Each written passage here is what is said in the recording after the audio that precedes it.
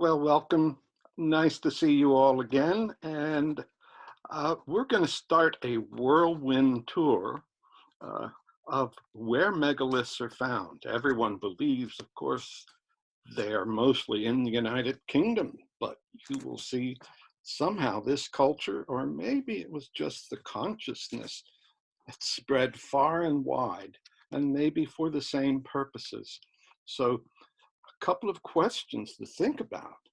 Do these remarkable structures reflect cosmological views or just something inherent in our thinking? And do we see our thinking reflected in these structures? And did consciousness emerge from the cosmos or did it happen vice versa? So think about that and think about how our consciousness and how our view of the cosmos is structured. Most Neolithic and earlier cosmological ideas had a three-tiered cosmos: the earth, the underworld, and of course the firmament. And here are two examples of Sumerian, but also the Mayan cosmos. Now this seems very strange to us because we know there's something way beyond the sky that goes on forever, but think about how they viewed their world. And what did we inherit? The Judeo-Christian cosmos is exactly the same thing as the Neolithic. Sheol is just turned into Hades with a cast of interesting characters, as there were a cast of characters up in the firmament. We think about this three-tiered consciousness when we look at megalithic structures. Notice this, which is Newgrange in Northern Ireland, has this wonderful quartz facade that actually reflects and represents perhaps the sky. And this deep entrance that you go into is almost subterranean cave entering into the underworld. So this may actually be a manifestation of the cosmic view. And what do we build? What is this? This is a mausoleum, one of the biggest structures on our planet. It's a mausoleum. When I think about what we build today that are enormous, can you tell what these are? You would obviously maybe guess that one is a church, but which one? And what's the other? Well, it's the largest athletic stadium on our planet. I always wonder, where were the athletics? Where were the sports, the games in the megalithic era? We know it was certainly there in the Mayan. And does nature influence how we construct things? These look like megaliths, but they're actually just erosional features. One of my favorite places in the top near Snowdonia, they look like megaliths, and maybe this is where some of the ideas came from. And megaliths are worldwide. This map just shows you where dolmens are found. But we'll see in this presentation, there are a lot of other structures that are pretty universal. Korea, who would have thunk that you would find the same structures that you do in Ireland and Korea? And Korea may have 40% of all these dolmen-like tombs. Undoubtedly, these were tombs, but look at the size of these. In Japan, nearby, there are dolmens again and a passage tomb. But look at the enormous size of those blocks. And then for all the world, this tofun or mound, which is a tumulus and looks like it has a hinge. This is in Japan, and look at these mega tombs. Of course, by this time they were major emperors, not chieftains, but emperors that were descended from Amaterasu, the original creation god, or goddess in the case of Japan. Almost pyramidal structures, and one of the largest burial mounds, and we could call this a tumulus because it is stone built and then stone covered and then turf covered. And this is in Sakai near Osaka, And there are clusters of 5, 6 of these, and they're enormous. Look at the size of these. The plain of jars in Laos. Now this is obviously Bronze Age, but what were they for? Well, this is probably a cemetery. Then we see some other weird places like this in Java. This is basaltic, columnar basalt, which is easy to work with because it's already preformed, but they organized it into some sort of meaningful thing. This place, by the way, some people claim it's the world's oldest and largest pyramid, but it's actually pseudo-archaeological in the sense that it is just a volcanic neck, a basaltic neck, and that's where these stones come from. But still, what did they use it for? I like to think it was a ball field, and knowing India or Indonesia, it's probably a cricket field, early form of cricket. Look at these. Sometimes India is packed. Look at that map, packed with different kinds of megalithic structures. Now here, the material determines the shape and part. This is sandstone slabs, and they're perfect for making these little, what? They're dolmen. Again, with a little entry, perhaps for the spirit to escape, but they were burials. And again, basalt, which lends itself so well. This is in the mountains of India. It looks for all the world like a Stonehenge, but what was it for? Who built it? When? These are so charming because they have been worked. Again, this is basaltic material, so it's easier to work with in the southern part of India, in the coast, in Kerala state. But these mushrooms or umbrellas actually held little miniature dolmen tombs or graves. Another one from India with little menhirs and little dolmen all over the place. And then we go to Africa, Ethiopia. And some of this is hard to date because it is very ancient, but there's also obviously Bronze Age and even more recent workings that show Christian influence. Also in Ethiopia, worked columnar basalt with all sorts of figures, perhaps even phallic figures. And then we come down to what are called the Senegambian circles. Basalt, actually more scoriaceous lava, which is more easy to work with. Perhaps Bronze Age, because maybe some metal tools, but this all could be done with stone tools, as people have demonstrated amply that the pyramids were built simply with stone tools. But look at the structures and look at the beautiful shapings.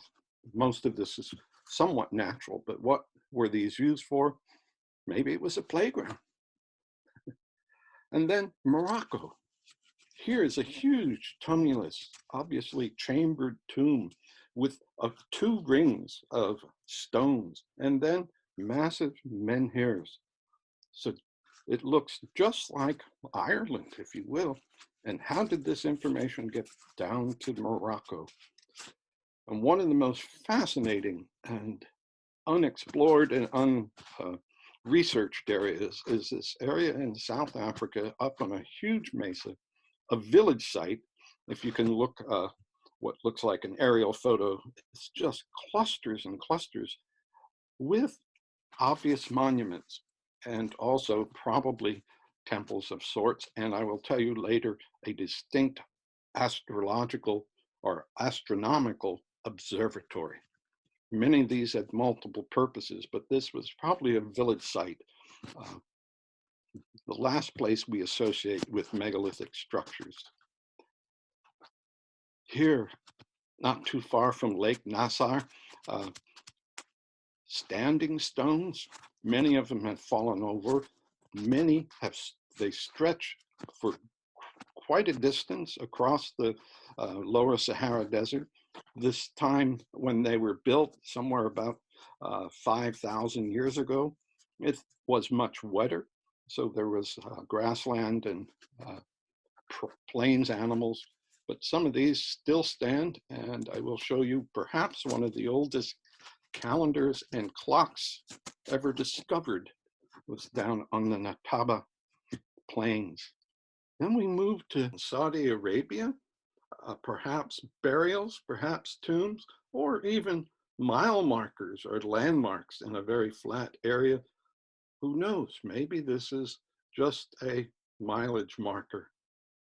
But similarly, in Saudi, there seem to be burial sites.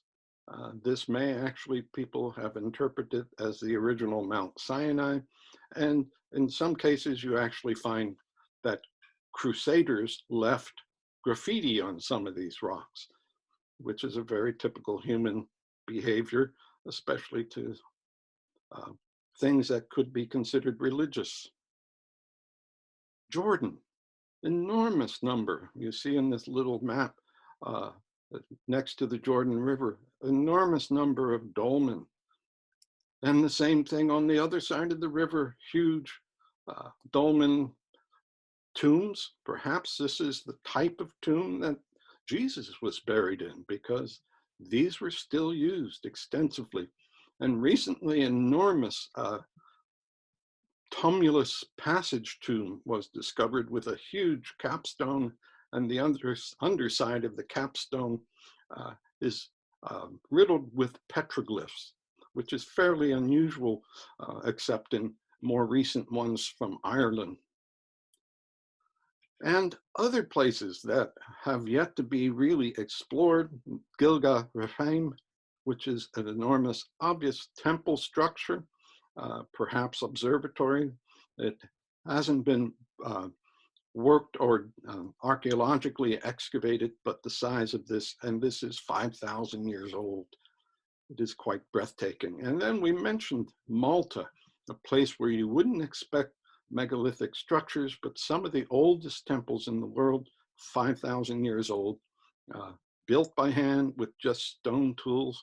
And these are definitely temples, because there's altars, there's sacrificial burials, and lots of beautiful figurines, mostly Venus type figurines that have come out of these, both on Gozo and also on the main island of Malta. Huge structures, carvings, villages were separate from these, and these were on prominences, which is very typical, so that you could look up towards the sky and see the temple in the background. Placing of these things was very crucial. Sardinia, Italy's possession, neighbor. This ziggurat, it looks just like something you would find in Egypt, and it actually was an altar. Notice this strange stone sphere, but in the background is a little dolmen for burial, and there's an altar in the front of this ziggurat. Also dolmen and this passage tomb with a very unusual tall entrance. And you had to crawl in there, which is very typical of passage tombs. You had to crawl in, and then you could get in the back where you could stand up. This is like entering the underworld, entering a cave. And caves, as we will see later, were the first sacred spaces on our planet in terms of communing with the spirit, but also connecting in terms of trance or meditation or even hallucinogens with a different world. And here, for all the world looking like a Brock, are the Malta Nerjeds. These were lookout towers, part of a larger complex. And talk about dolmen. This is an amazing one. This is Ignimbrite, a volcanic welded tuft, easy to carve, but still pretty massive. But this was a tomb, a burial. And then Corsica, Sardinia's neighbor, which is a possession of France. These almost comical, endearing faces, which were perhaps some of the first tombstones, often associated with burials or leading to burials. Here's an alignment of them. but with you very minimalistic, suggestive faces, perhaps portraiture. We don't know. And I noticed in the top picture, right next to a sacred olive grove. But here is an obvious tomb, a sort of a passage tomb with the figurines, maybe guardians of the site, maybe friends on the journey to the Neverworld, but they are delightful. And then we go to Bulgaria. Here's a connection of dolmen with an alignment, an unusual kind of pit with upright orthostats or boulders that protect the burial itself. This is a temple built on top of a mountain in Bulgaria, just carved out and demolished in terms of leveling out and building walls by hand with stone only. And there's curious, perhaps tombs. Nobody's ever figured out what those tomb-like structures, maybe it was to protect grain, but it has sacrificial areas and bones, and cremations have been found here. Also in the Ukraine, this looks a picture from Ireland with passage tombs and buried tumuli with turf on top of them. And I'll tell you later, some of these were very, very ancient, 4,000-year-old observatories. They were tombs, but also built in alignment with the solar activities and lunar activities. Also in the Ukraine, we find similar carvings, facial carvings, and this is a big passage tomb in the back with a tumulus, if you remember, which is a tomb buried under rubble and into a massive cairn. Here again, there are petroglyphs, which are not usually found. Horses and reindeer. Remember, this is post-Pleistocene, so many of the big megafauna, like mammoth and so on, are gone. I love this. This is the Kurgan culture, which was an amazing middle, how do we describe it? Basically from the Balkans into Turkmenistan, beyond Turkey, also into Mongolia. And this was the steppe, the high prairies of that region. And these were people who invaded most of Europe and actually, like precursors to Genghis Khan, actually replaced and interbred with the hunter-gatherers that they found. And there's quite a bit of evidence to suggest that these Kurgan nomadic people actually spread into Europe all the way to Spain and England around 5,000 to 4,000 years ago, taking with them the original megalithic culture. Now this is in Turkmenistan, all right? Look at that menhir that's been carved into a warrior of some sort. And these were formidable warriors, but now we go to Ireland. You could almost imagine you were in Turkmenistan or Mongolia. There is another warrior. But ironically, this is 5,000 years ago, and people interpret this as Druidic or Celtic, but it is really Mongolian. Imagine that. And in many places, again, Ukraine, huge fortified cities that had common areas and huge temples in the middle of. This was typical of the Kurgan culture, and notice these beautiful ceramics. Pottery came into being, firing, glazing at around 4000 BC. Spain, not unlike Ireland, but most people are shocked when they realize how many megalithic monuments there are and similar kinds of monuments. There is a passage tomb, you can see the passage, and then there's dolmen, but all over the place. Look at how they're scattered, mostly coastal. And this probably had a great deal to do with trade, and not only were food and fish and other things, olives, olive oil, and dyes traded, but probably the religion and the building of megaliths. Another site with something unique. This is distinctive to this region of Minorca, which are the cluster of islands just in the Mediterranean off of Spain. These kind of T-shaped talas, they look like they're part of Stonehenge, but no, they stand by themselves with another slab on top of themselves. This navetta is a tomb. The first time we've seen actually stone tombs built by themselves and closed off. And these taletas are part of shrines.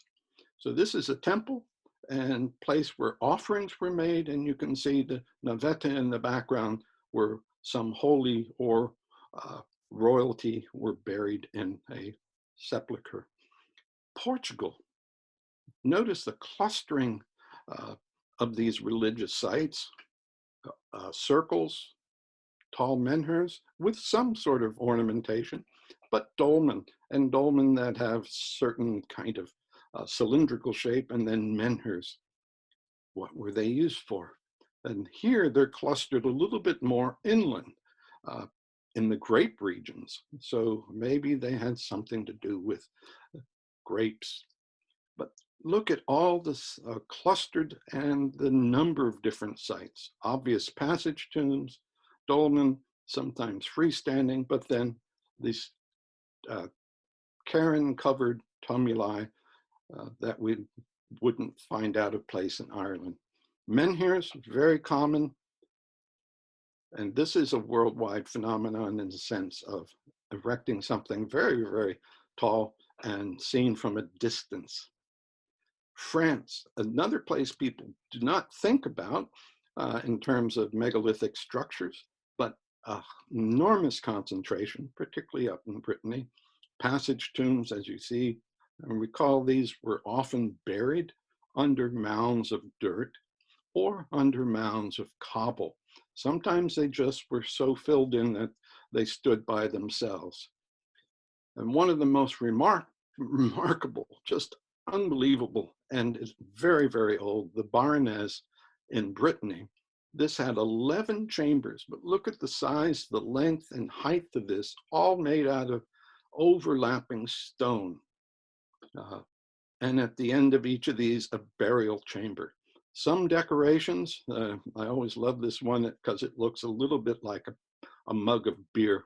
And maybe that was the intent, to take some beer with them to the afterlife. But this is just, to me, my mind, one of the most amazing structures on the planet. And who was buried in here?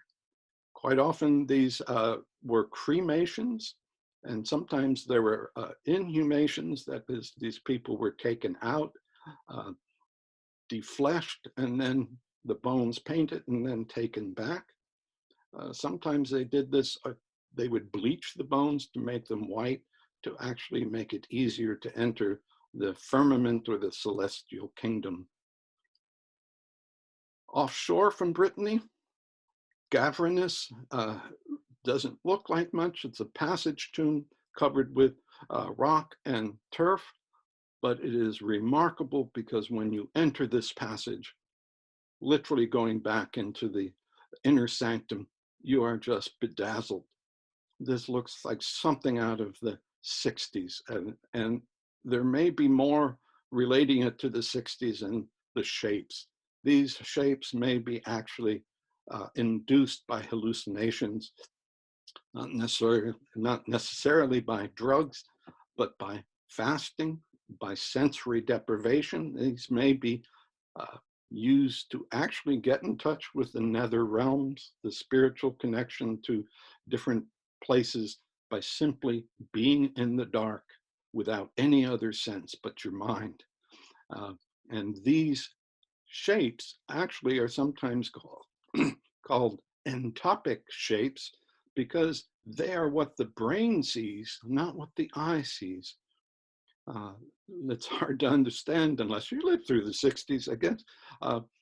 If you are deprived of stimulus, your brain will invent shapes. And if you are fasting or meditating or with some sort of dissociative drug, you will see shapes. And these are the shapes you see. But think of the effort to put these into rock and that they have lasted 5,000 years. This is another place in Brittany, just a big stone tumulus passage tomb, but outside of it stood the largest menhir known, over 90 feet tall. Unfortunately, it collapsed or was pushed down, but it's still, it's been reconstructed. The original one stands in its place. How could they have ever lifted this thing? How could they have transported it? We don't know. And then Brittany, this little thumb that sticks out of France, is well known, and it should be better known for these Karnak alignments. Thousands and thousands of stones in enormous processional, if that's what they were used for, processional lines that stretch for 2 miles. And then there are 11 of these that go along the coast of southern Brittany. Perhaps they were sports fields, but more likely they led to very important spiritual spots. Similar things are found in Stonehenge, but they're not lined like this. They're actually mounds of dirt that lead from one temple to the other. Another cluster of tumuli, which make up a whole complex of burials. These are called the necropolis of Dugong. Some of them tiered, which became more obvious in more recent times. And then we go up into Northern Europe, Germany, and find the same structures all over the place. Here's a kist, if you remember, where the body was interred, and then the capstone. And then this might be found at the end of a passage tomb, or, and here, a little portal tomb or dolmen. Netherlands, perhaps because they were what we call erratics. When the glaciers retreated from the Pleistocene, out of the ice came these massive boulders that had been carried down, and these were left on top of soil, and they were formed somewhere great distance away, but carried by the ice. So you had these natural building blocks, you just had to move them and pile them up. How did you do that? By hand or maybe with oxen? And all of these are passage tombs. And if you look in Drenthe, which is an area or a valley in the Netherlands, look at all the passage tombs that occur there. Chieftains, royalty, again, we're not sure. Sweden, with a long passage tomb, menhirs, and for some reason, the Swedes and the Norwegians loved petroglyphs, maybe because they had a lot of exposed granite, and they would color them in with ochre. You can see wheel structures, and we'll talk a little bit more about those. And then one of the most famous places, Hailstones, which is more recent. It is actually Bronze Age, and it looks, not unsurprisingly, like a Viking ship, and this is what it is thought to have been, a Viking burial site. And then other places in Sweden, an old temple or village site, but all built out of stone, hasn't been well excavated, so it hasn't been reconstructed in sense of what it was for and how many were buried there, if any. Same, Denmark, long passage tombs, clusters, and then we move from Europe and back to Mongolia. And one of my favorite types of stones, and this is the high steppe, almost tundra in Mongolia, and you're going across on your pony, and you suddenly see these menhirs sticking. And when you look closely, you see these gorgeous reindeer. carved into them, or just other faces. They are, well, with the reindeer, they basically are places perhaps for burials, but the reindeer is the animal that took your soul into the firmament. Yes, reindeer fly, and we still keep parts of that story alive in the sense of Santa and his flying reindeer. Then of all places, Brazil, near the mouth of the Amazon. This was discovered in the late 1990s, and it turns out it is a form of observatory. But these were deliberately erected in astronomical and lunar configuration in an area cleared of the rainforest. But let's not forget that megaliths take many shapes. These are 3,000-year-old stone spheres from Costa Rica. These are over 6 feet in diameter, way up in the mountains. What were they for? I like to think they were games. You could roll them down the hill and see how long it took you before you jumped out of their way. Or the Olmec Heads, all made without metal, stonework. And these are actually Neolithic in a sense. Were they deliberately buried, by the way? And my favorite, Inukshuk. Many of these are quite old, sometimes very large, but I think they qualify as megaliths. And what were they for? Well, mostly to direct caribou, to make the caribou think that they were hunters, and so the caribou would take a different path, and the Inuit would be waiting for them. There are many more waiting. During a recent drought in Ireland, a young man was flying his drone and took this image and said, "I found Stonehenge." Well, when it was excavated, it turned out that these had been the remnants of logs. And by the way, Stonehenge originally started out as a wood hedge. And there still is a wood hedge near Stonehenge. Don't get too confused. But so this was discovered in 2019. They dug it up, found all these rotted logs, and then they did a reconstruction, computer-generated reconstruction. So this is what that looked like. The slots, not sure if there were stones in there, but whatever was in there, maybe, well, it's unknown, but this is what it undoubtedly looked like. So maybe they liked working with wood. Building a new highway recently in France, they uncovered basically a tumulus. They uncapped it, they unroofed it, and found this kist with a skeleton in it, and also menhirs and standing boulders around the outside.